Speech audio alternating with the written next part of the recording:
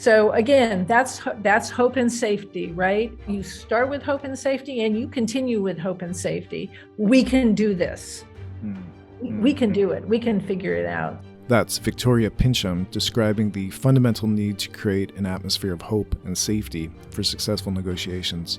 Victoria is an author, keynote speaker, and was a consultant trainer at She Negotiates, which she co-founded in 2010.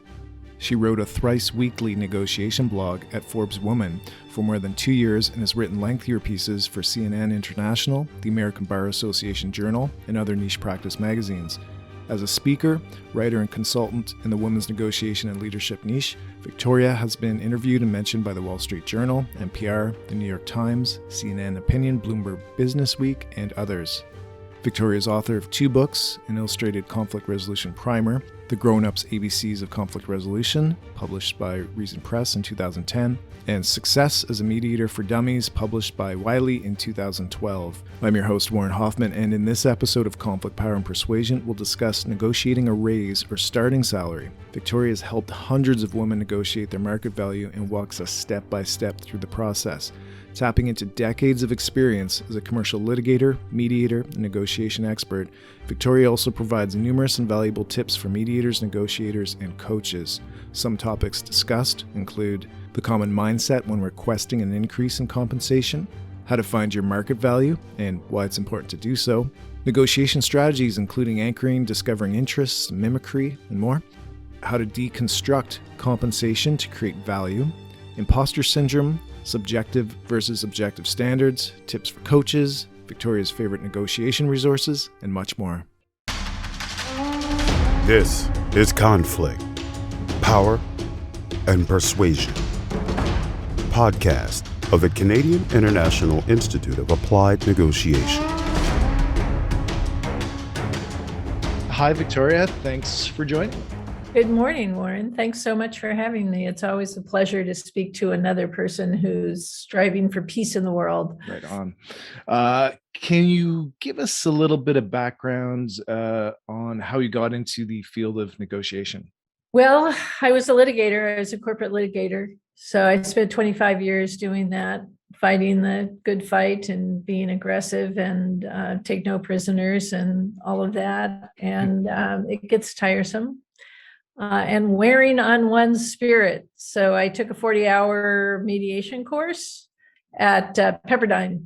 And I was so excited that I finally learned how to negotiate. And I realized I was good at it, which I always thought I would be terrible at, that I got a master's degree in conflict resolution at Pepperdine. And I practiced law and began building a mediation practice. And I'm a kind of high stakes commercial litigator. My people didn't hire me. They only hired men. I actually had people who were on the teams that litigated these environmental coverage cases tell me that they didn't know any women mediators. And I would say, last time I looked, Yeah. my pronouns are she and her. So I started a negotiation blog because I wanted my potential clients to know I was a hard-headed businesswoman and not a, kumbaya marshmallow roaster. Right. And women started coming to me. Women arrived, and business women, executive women, managerial women, women who own businesses, nonprofit women. Women just swarmed. Women wanted to know how to negotiate.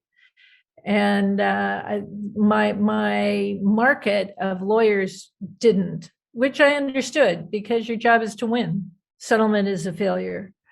And so I got it and I moved on. And then my partner and I put together She Negotiates consulting and training. And I had 12 years of doing something I loved, using all the skills I'd had as a litigator to frame issues and, make my point, but more importantly, learn the interests of my partner in negotiation, and turned out, oh, I'm good at that. I can bring all my female skills of keeping peace at the Thanksgiving dinner table to this. So, I didn't have to engage in sharp practices. I didn't have to overwhelm the will of the other side, which any litigator knows you can't do. I would say it was a blissful period of my life, though not as lucrative as representing Lloyd's of London. Lloyd's of London. Wow. How was the transition then? Like you said, it was 25 years in litigation. Did you find it was an easy transition into mediation? Was there some skills that crossed over easily, some habits you had to sort of untrain, or how did you find that transition? Yeah, it took me a couple of years.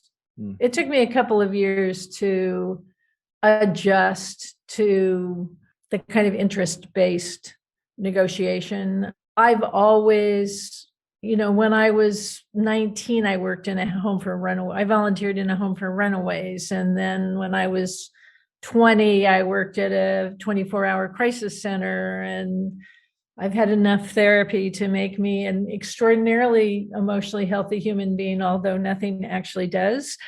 So I was trained in kind of coaching, peer-to-peer. Especially the 24-hour crisis center had like a 10-week training program when I started to do that, and so I was good at that. But it takes a while to get out of the adversarial mindset. But I'll tell you, the key was I married a litigator, and we were going to kill each other. We seriously, one of us needed to learn conflict resolution. We could go from what's for dinner to thermonuclear warfare in about 25 seconds. So I said, honey, how about if I go back to school? So yeah, the transition was a little bit easier for me because I finally married a financially responsible man, which I had never done before. And together, we put together a standard of living that was good. It was adequate. I didn't need to make, $350 a year. Good thing, because I never did again. One of your specialties is negotiating salaries and raises. Yeah. So how to negotiate your market value.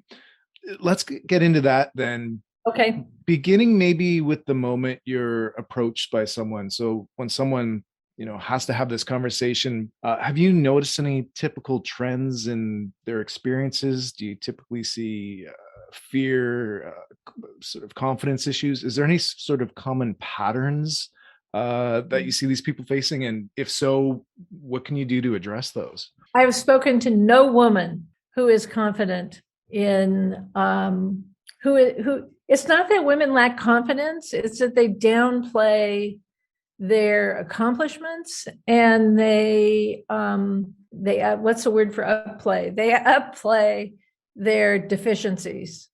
So I had, for instance, a client who was Stanford undergrad, Stanford School of Law, which is one of the finest law schools in the country. She was a Fulbright scholar, and we were talking about, I don't know, like what she deserved and what her market value was. And I said, you're a Stanford Law School graduate and a Fulbright scholar. And she said, yeah, but I didn't get a MacArthur grant. So, it goes all the way from the top to the bottom. It's like, I have an MBA, but I don't have managerial experience. I have managerial experience, but I don't have the MBA. So, there's always this focus on what I don't have. And so, so the beginning is helping a woman, reminding a woman of her accomplishments and her value in the job market. And I know you primarily serviced women in your practice, but this is likely a mindset that applies to both men and women, right? So I have had male clients. Many of them have been as insecure about their accomplishments as the women. It also changes generationally. My generation was, of course, raised to downplay our accomplishments. I mean, really instructed, like, don't, if you go bowling with your boyfriend, don't win. Right?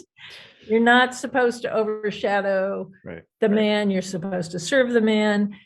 I'm a boomer. That has gotten better in the generations. I find that millennial women, and especially Gen Z, are much more confident and much more willing to say, I deserve this. So I think that it's changing. But still, our role, which is not a bad role in the domestic sphere, it really is to be of service. And I think that being of service is also the tact to take when negotiating an interest-based agreement, to see yourself as serving the interests of your negotiation partner. And, that's part of the strength building for women, is when they realize that they can take these domestic skills into the workplace and use them to their advantage and the advantage of the people with whom they work. Because, women have been shown in research not to want to engage in sharp practices. And I think that covers all of the generations. There is a domestic role of service that if we abandoned, there would be less peace in the world. I believe that women are the peacemakers primarily.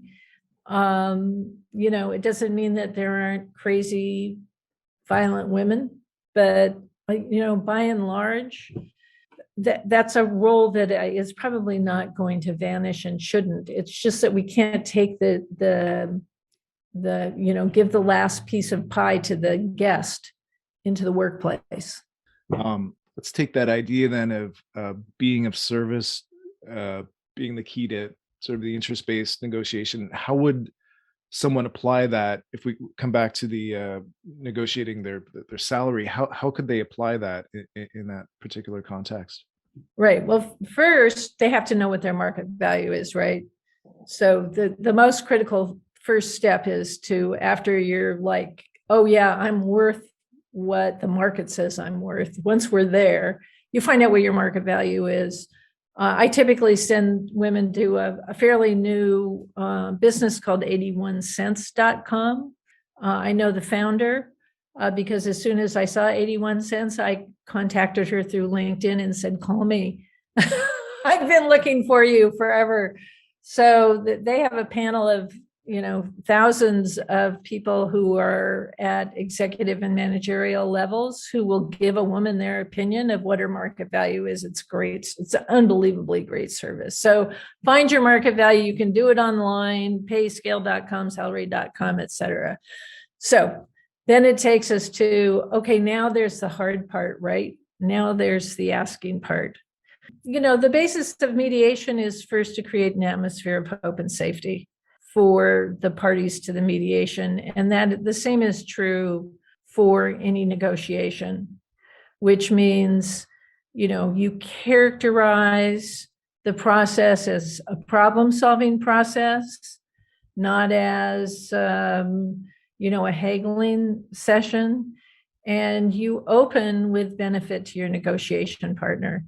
And if you don't know what your negotiation partner needs, you ask. And again, women are really good at this. I used to open when I was marketing myself as a mediator with how's business? How's business? And I started mediating shortly before the 2008 financial crisis. So in 2008, business was terrible. And so that just turned out to be a great question because people would tell me what their problems were. And we would talk about them and I would engage with them. And then they would say, what do you do? And I'd say, well, I'm a mediator. And which is a question that normally makes people run away because there are so many mediators trying to get business. But here they see that this is what I'm doing my job, right? I'm doing my job marketing. So I'd say, both marketing and mediating, that creating a sense of hope and safety in your negotiation partner begins with being relational, being emotionally intelligent, being genuinely interested, who your negotiation partner is, where they are in the structure of the organization, what they need, and how it is that you're going to serve them. Most people, men and women, just want to regurgitate their resume. They want to say how good they are. And, if you're having a discussion about a raise or if you're negotiating an opening salary, they've read your resume. They know how good you are. What you should be talking about is how you can serve them. So you begin with those open-ended questions that mediators begin with. Who, what, where, when, why, how's business? What are your greatest challenges? I've always researched the business for my clients and research the individuals with whom they'll be negotiating. But, you need to ask them, in what way have you found some of your hires unsatisfactory? And, what do you see as your ideal employee? What do you need taken off your plate that the person who is in this job? And so you're starting the negotiation before anybody knows you're negotiating, right? Is this sort of a fact-finding mission? You're gathering your intel even before you've really formally said, I want to sit down and talk about this? Absolutely. Okay. I hired people for 25 years, beginning with secretaries and law students, and then junior attorneys, and then senior attorneys, and then partners. And if someone came into my office and asked me about the case I'm preparing for trial and what I needed, and framed their ability in light of what I personally needed, I would have hired them instantaneously and gone to bat for paying them market, because that's somebody who's ready to go to work in the way that I need them to go to work. And I don't know about other business people, but I was always in need, right? I was always working too hard. I was always doing too many jobs. And if they came in with, I want, then I'm going to hire you and I'm going to go to bat for you. So yes, information gathering is the absolute first thing you do, which is also what you do when you're trying to help people settle a dispute. Yeah. So we got the market value, finding the interests, their interests, sort of the first steps. Then what are they doing? What's next? Okay. So what's next is it's all very situational, but I'm a soft negotiator. So I would probably say something along the lines of, let's talk about compensation. I think that's a fairly easy thing to say. It's not I want, I need. Right. And then I always tell my clients to say, I've benchmarked competitive compensation, because that's what employers do. They benchmark competitive compensation. And I like to use the word competitive, because any business worth its salt wants to pay competitively. Right. And if they don't pay competitively, then they already have a whole rap about why they're not competitive and what other benefits they have. Certainly that's a law firm experience for me, but I think it's also, it's a startup experience. Most of these startups are not going to be competitive. And as time went on, I would say for the last 5 years of my practice, 50% of my clients were joining startups because they knew they didn't know, right? They knew they didn't know enough about equity. They didn't know enough about how to value it. They didn't know enough how to, ask for it. They didn't know about where you found out where the equity piece of compensation was in a salary survey.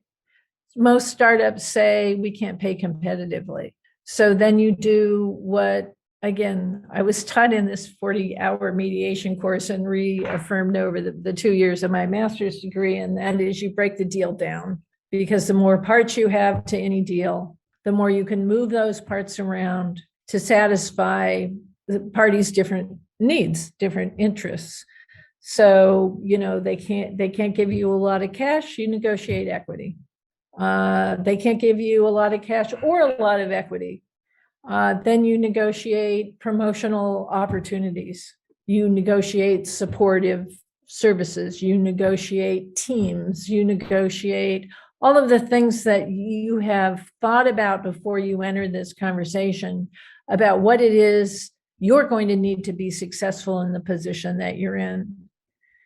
I've had a lot of women hired in like vice presidential roles who have trouble making it to the C-suite in tech. In tech. Yeah.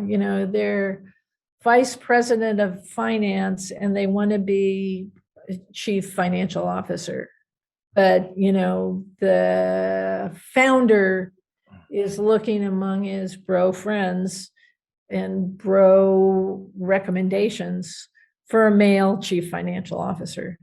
It's that step from, I'll say minor executive, hope that doesn't offend anyone listening, but from the minor executive role into the chief executive role is a big jump for women. It's a huge jump for women in tech. I think a lot of people that are listening to this might be surprised to hear about all the preparation that's going into this, and even the language, the words that are used. So let's talk about compensation, and I've benchmarked competitive competition. All these are thought about in advance, and deconstructing the issue, finding things to log roll and trade off on.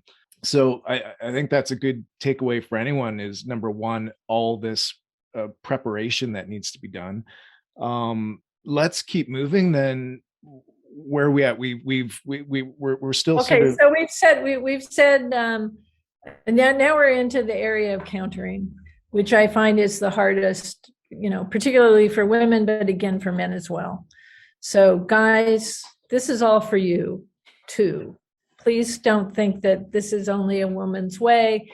There are a lot of men who also don't like sharp practices. There are shy men in the world. There are insecure men. There are men who have imposter syndrome. My father did as his father, and his father before him left the farm at 14. Apparently, that was the deal. At 14, you were good to go. He didn't finish high school. He got a 2-year degree. He took a test that let him go to law school. He went to law school, but he never went to college, nor did he even go to junior college. He just took this test that gave him an AA degree, and he became a judge. Oh, wow. And this man had imposter syndrome. I mean, until the day he died, this man had imposter syndrome. So I know that it's not limited to women. Sure. Okay, sorry, I digressed. Okay, so now we're in the area that's most difficult for people, and that is no, right? That is, somebody says, we can't do that. And then again, I'm soft, and I'd say, well, let's talk about a way in which your interests and my interests can be served at the same time. I tell women to think of it as, and to let their negotiation partner know that they think that this is a problem-solving session, that I really want to work for you a lot. I'm super excited about coming to this organization, and I like you. If you can say that honestly, say it. And I like you. I think we'd make a great team. So I want to come, and I'm getting the feeling that you would like to hire me. So let's find a way that we can make that happen. Right. So again, that's hope and safety, right? You start with hope and safety and you continue with hope and safety. We can do this. We can do it. We can figure it out. So then again, you start asking some questions. Is compensation, can we break that down into a starting bonus? Because I'm going to be leaving some money on the table when I leave the firm that I'm at. The good thing, you don't need to say this, but the good thing about a starting bonus is it's only paid once. But next year, it's part of your yearly compensation. Right. So I really like starting bonuses. So there's a starting bonus. There is company performance bonuses and there are individual performance bonuses. There are promotional opportunities, and there, in many cases, is equity. So now you have a whole bunch of different pots to put compensation into, and not all of them are going to be monetary. The research shows that people really want to be consistent. So having them make promises that they would never put in an employment contract is still incredibly powerful. To talk about, for instance, an early evaluation. Like, I think that I'm going to come in like a tsunami. What I would like to do is to have another compensation conversation in 6 months. That is nothing to a company, right? They haven't promised to do anything. They've just promised to say, let's talk about it again. There's also, a concept of sequencing when you're talking about counter offers. So you don't put all of your proposals on the table. So I say, I've benchmarked competitive compensation for this position, and it's my understanding that it hovers around 350 with a pretty decent share of equity. Have you found that to be different? Because most people now have compensation consultants, and they have brackets, they have ranges. So that's all part of the conversation as well. In terms of that competitive offer, so you're using that as sort of an objective standard. Yes. That's your opening target, but and you're coming in at that. You don't suggest them to anchor higher than that or anything. Oh yeah. Oh yes. Do because anchor. If you do your research, you will come up with numerous standards. Okay. So you pick the highest one. Right. And if listen, the job market's tight. So now is the time to go 20% above that. I have a client who I've retired. She's my last client. And she tried to get a raise at her current, and then she negotiated compensation at the next one. And everybody was lowballing her. She verbally accepted the offer at the new company. And 3 days later, she got not an offer, but listen, we know who you are. We want you. Come in and interview. Our package is, and it was $100,000 more than she was being paid at the new company. And she called me and said, maybe I should just go for informational purposes. I can't do it. And I'm going like, why not? $100,000 more for you, for your family, for your children, for your retirement. You're going to walk away from that because, you've been hired on an at-will basis. Your employer can terminate you for any reason at any time. It's a tight job market, and it's a good thing for them to learn that they have to pay competitive compensation if they want to get talent like you. So yes, anchor high. And anchor, if people don't know the term, is just setting one end of the bargaining range, and all of the research says you put that anchor on the table, you put it on the table first before they do. It draws your negotiation partner in its direction throughout the course of the negotiation. So anybody who tells you, wait to see what their offer is, don't let them anchor first. You can re-anchor, you can say, oh, that's interesting. And what I've found is competitive compensation is X, and then you have a bargaining range. Yeah. What about maintaining that sort of collaborative atmosphere, yet being assertive at the same time? Any tips for anyone trying to balance those two? Again, so much of this is emotional intelligence. I think it's, to always frame every proposal as beneficial to your negotiation partner.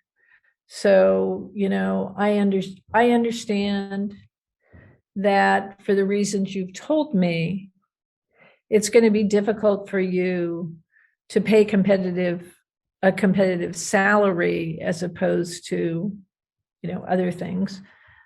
So I understand that. Let's then talk about those other buckets. Let's talk about a signing bonus. Let's talk about performance bonuses. Let's talk about company success bonuses. Let's talk about promotional opportunities.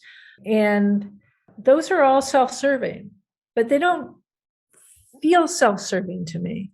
Here are the things you avoid. I deserve, I want, I need. Those are not things, because it's not about you. It is about you, but you don't present it as being about you. You present it as being about us. I want to be here. I want to serve you.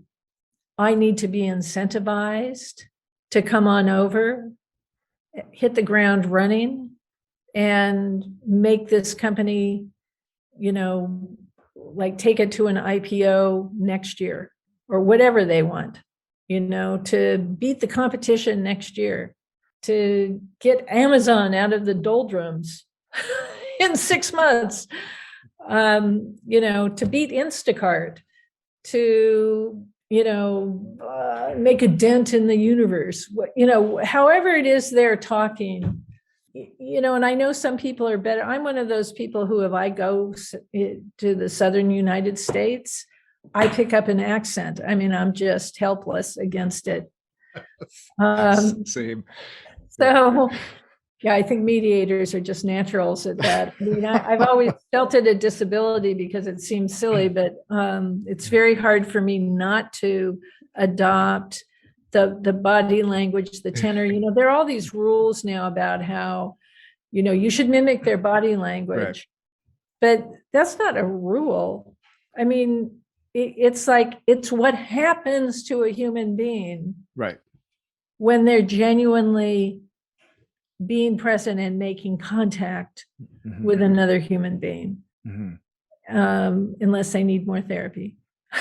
Right. So that one, that could be hardwired. That one, that's interesting. Never thought of it that way, because I've seen research as well saying, mimic behavior and whatnot.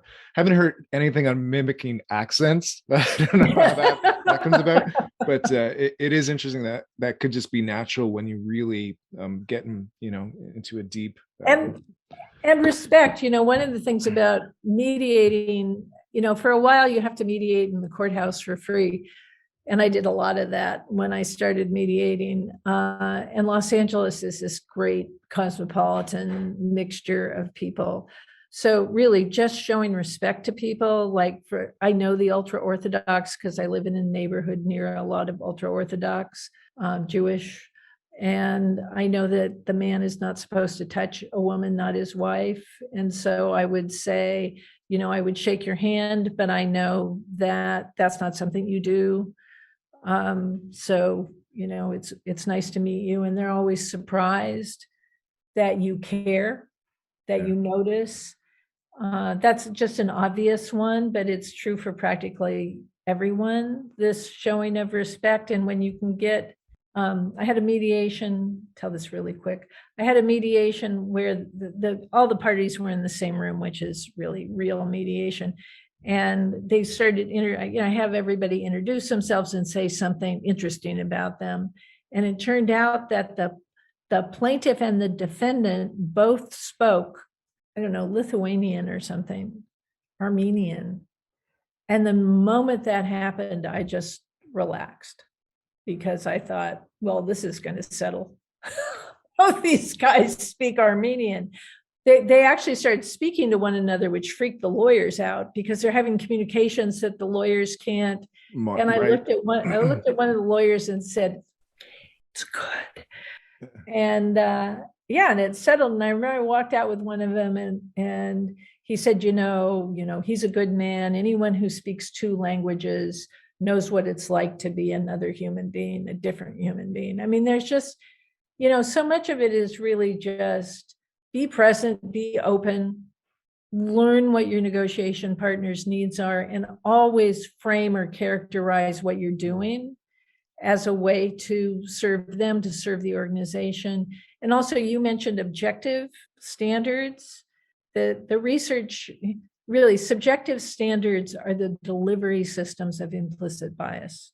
So for anyone who is, Black, brown, Asian, gay, trans, female, the use of subjective factors will always harm you in a negotiation.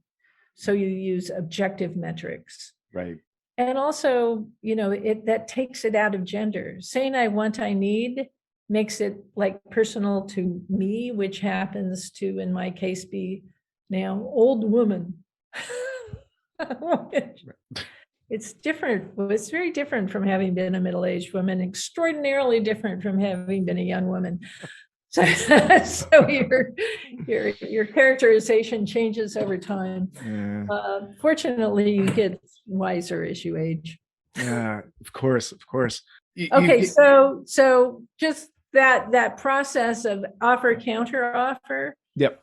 I think the most important thing is to stop when you don't know what you're doing and to say, I think we've made great progress. I have a lot of things to think about. I'm sure you have some things to think about and maybe some people you need to talk to. Can we come back to this in 48 hours and let's pencil in, don't let it go into the forever future, pencil in a date to come back.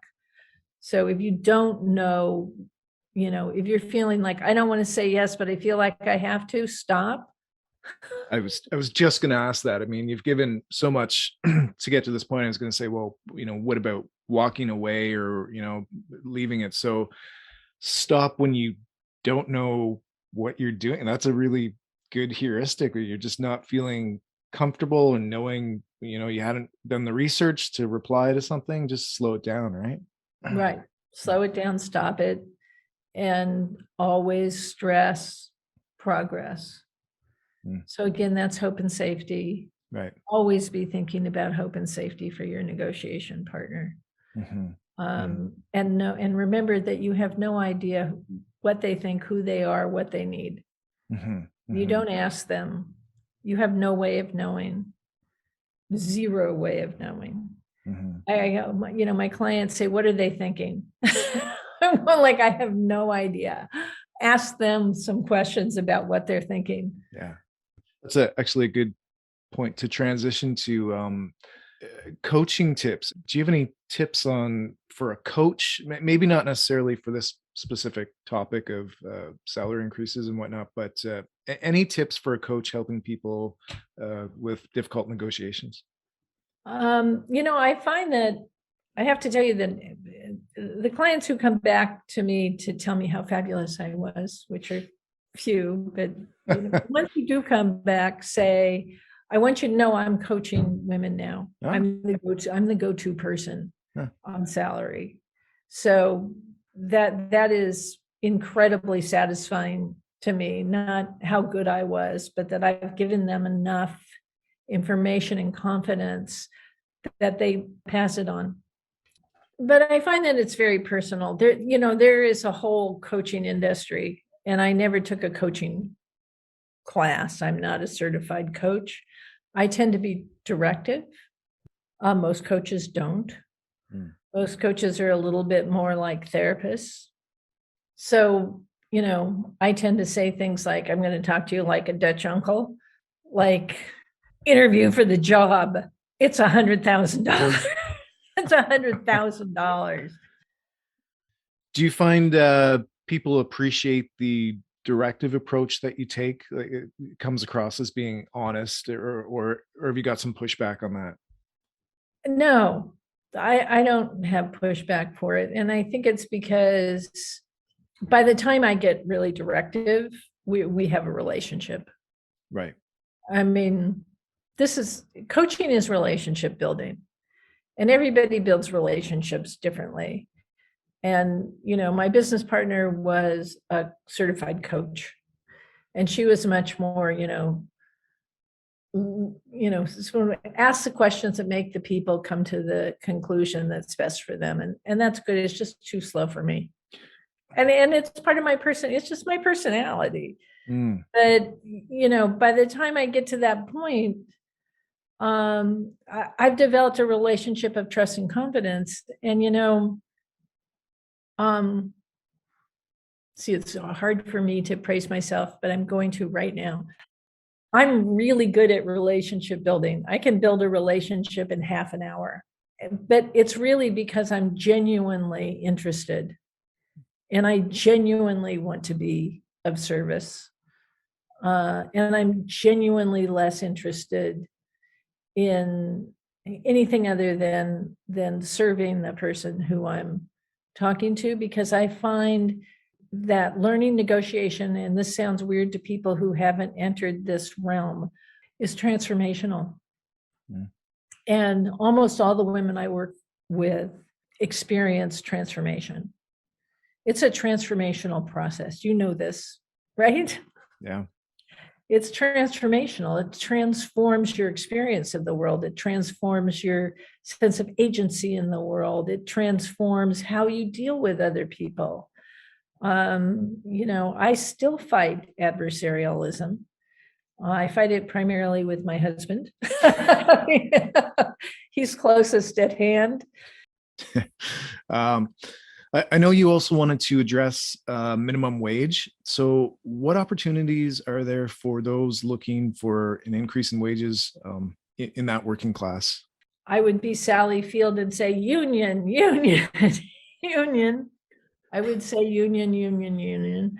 And I would also say promotion, managerial training. The way out of minimum wage jobs is really promotional.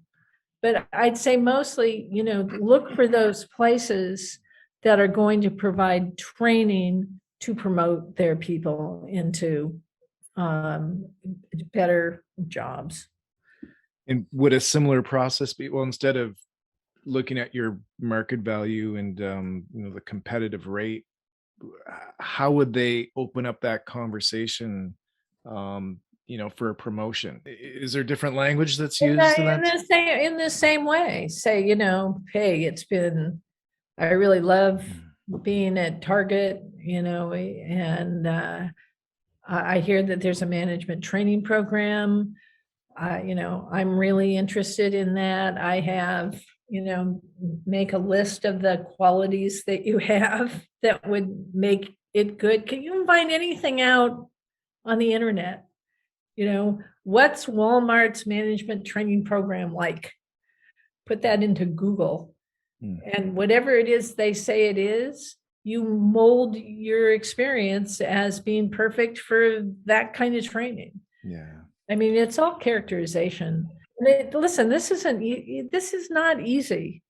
And one of the reasons I can do this is because I spent 25 years litigating cases and making strategic plans and characterizing facts and, trying to get what my client wanted.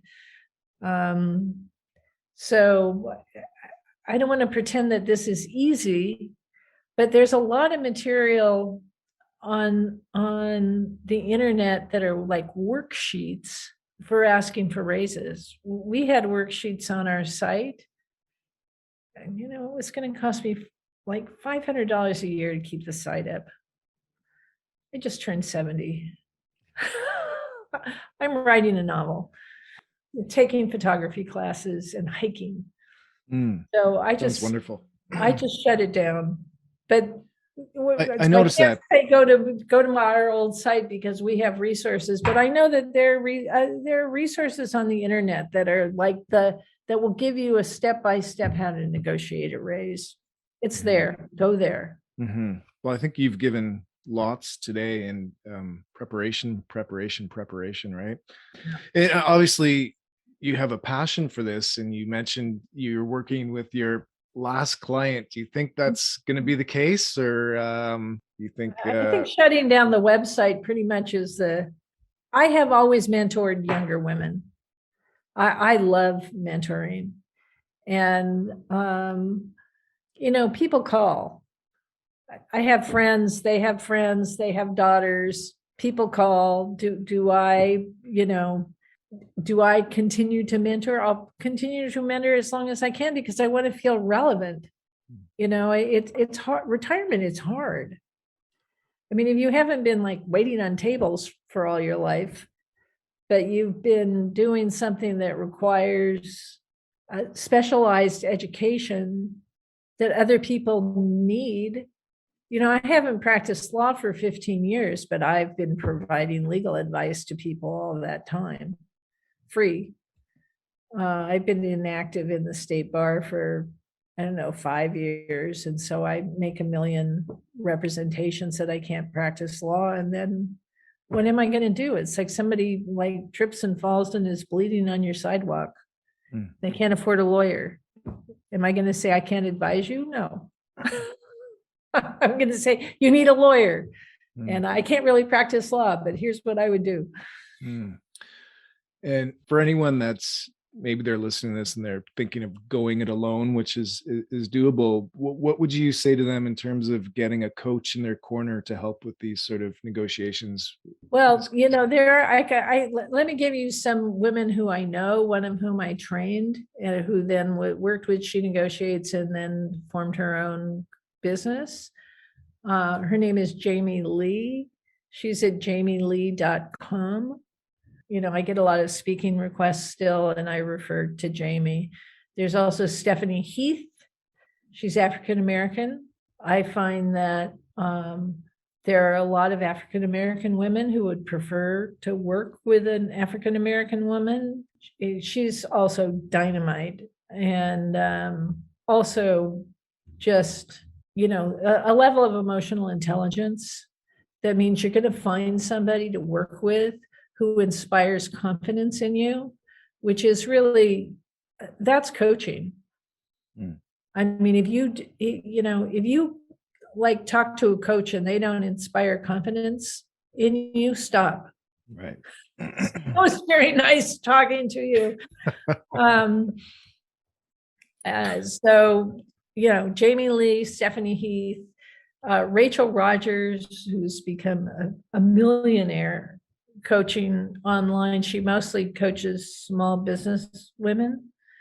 She's also African-American, one of the smartest people I know, and just fabulous. So Rachel Rogers, whose site is Hello 7, because she's all about making $1 million.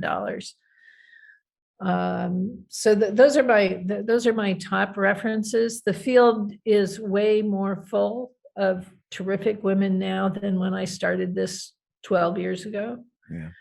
I started it after reading Women Don't Ask by Linda Babcock and Sarah Lashover. They're academics, and they really started the women negotiation revolution. They have something that they call a workout book called Ask for It. I would, order Ask for It and read it. It's quick and it's a step-by-step way. The more sophisticated materials are Lax and Sabanius, who wrote 3D negotiation for, if you're talking about a merger of Amazon and Taco Bell. They're your go-to guys. And Max Bazerman, who's at Harvard, who has a book called Negotiation Genius, which you can dip into anywhere because it's, Max. Yeah. It's it's organized by problem, which is great. Like, are they stupid? Are they stupid chapter? So you can like go in and see your problem. I found Negotiation Genius to be really terrific. So and there are a ton of resources. Any just last final tips for coaches, individuals? Any final thoughts before we wrap up? Take a mediation training. Even if you're a certified coach, it is transformational, is it not? Yeah, absolutely. I keep telling people that. It is transformational. No matter who you are, no matter where you are, no matter what you do, you have conflict. You want to learn how to resolve conflict in a way that serves you and the people with whom you have to interact every day with, including your husband or wife, or gives you a sense of agency to operate in the world that I thought the law was going to give me and did. You know, when I was a lit major, that means I can type. Right. What was I going to do with lit? When I started law school, I was so excited because I thought I'm going to learn some of the temple secrets. I'm going to have some power, but litigate for a while and see how powerless you really are. But it is, I hate this word, incredibly empowering to learn how to negotiate. And these mediation courses, I think, are the heart and soul of negotiation. You're not going to fall into a trap where people are teaching you to engage in sharp practices, which are just not good negotiation strategies. Right. 100% agree with you there. And just finally, there was no temple secrets in your litigation training at all, or? There were temple secrets, and I must admit, being able to walk into a courtroom and represent somebody is one of the most wonderful experiences of my life, not to mention the fact that although I hate it, I understand the Alito opinion. I do feel, my mother knew nothing. She was just not a worldly person. And by the time my father decided he was going to make something of himself, he'd left the home. So it was always important to me to learn something useful, even though I loved literature primarily, which is why I'm writing the novel. Mm-hmm. Instead of running She Negotiates. There you go. Well, you've shared a lot of useful information here today, from the specifics of negotiating a salary to valuable mediation and negotiation tips. So many thanks for coming on. It was fun. Thank you. Thanks for listening. If you want to hear more from international experts digging into a range of topics on conflict, power, and persuasion, subscribe to your favorite podcast app or visit us at cian.org. That's CIIAN.org.